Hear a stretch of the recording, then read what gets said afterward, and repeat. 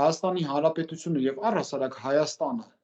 իր բոլոր պատմական էտապներով մինչև այսօր եւ սրանից էլ դեռ շատ հետոներ կարևորագույն տարածաշրջանում է գտնված լինելու։ Հետևաբար բոլորի հետաքրքրություններն են այստեղ ակտուալ, ինչպես արևմուտքի, այնպես էլ արևելքի, ինչպես հյուսիսի, այնպես էլ հարավի։ Մենք պետք է մեզանից գործոն ներկայացնենք, որ կարողանանք հավասարակշռություն իրականացնել եւ տիրապետել այն, ինչ որ պատկանում է մեզ,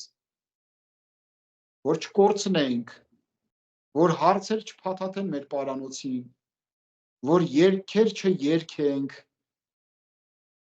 գնչուի նման տարագիր ցակուցրիվ չլինենք աշխարհով մեկ, ստեղծենք մեր պետությունը, կայացնենք ամուր պետական կառավարման համակարգ,